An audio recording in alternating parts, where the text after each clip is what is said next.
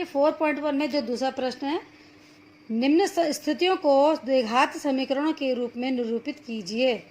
एक आयताकार भूखंड का क्षेत्रफल 528 मीटर स्क्वायर है। क्षेत्र की लंबाई चौड़ाई के दुगने से एक अधिक है। हमें भूखंड की लंबाई और चौड़ाई ज्ञात करनी है।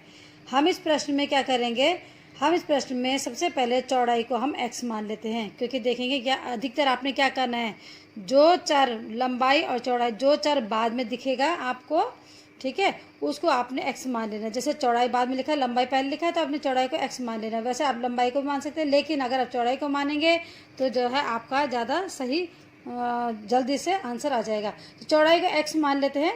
तो माना भूखंड की चौड़ाई कितनी है, x मीटर है, तब भूखंड की लंबाई कितनी होगी, चौड़ाई के दुगने से एक अधिक होगी। इसमें लिखा है ना, लंबाई जो है चौड़ाई के दुगने से एक अधिक है, चौड़ाई का दुगना यानी x का 2 से गुणा और प्लस 1 कर देना है 2x धन 1।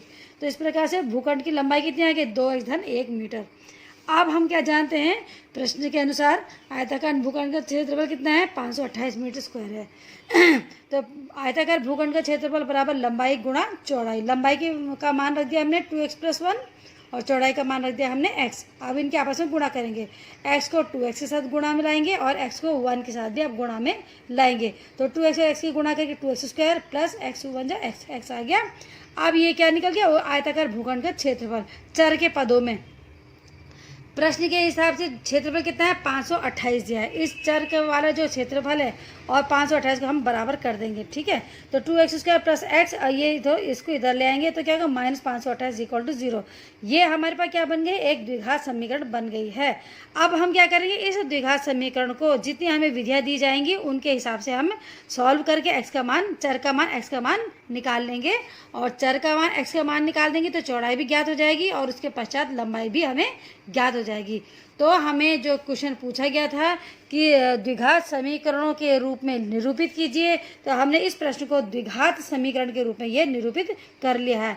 अब सेकंड पार्ट है, देखेंगे इस क्वेश्चन में, दो क्रमागत धनात्मक पूर्णांकों का गुणनफल 306 है। हमें पूर्णांकों को ज्ञात करना है। माना पहला धनात्मक पूर्णांक x है और दूसरा धनात्मक पूर्णांक है x + 1 है। इनकी आपस में गुणा करके कितना आना चाहिए, 306 आना चाहिए।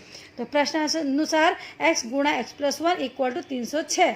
अब x और x + 1 की गुणा करते देखेंगे क्या आएगा, x को x से गुणा करके x² हो गया, x को 1 से गुणा करके x आ गया, = 306। तो x² प्लस x माइनस 306 = 0।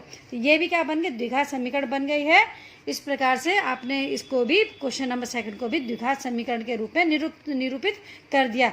बाद में हम क्या करेंगे, इन द्विघात समीकरणों को जो दी गई जितनी भी विधियां हैं उनमें से किसी एक विधि का प्रयोग करके हम x का मान निकालेंगे और फिर जो है पहला धनात्मक पूर्णांक और दूसरा धनात्मक पूर्णांक ज्ञात कर सकते हैं।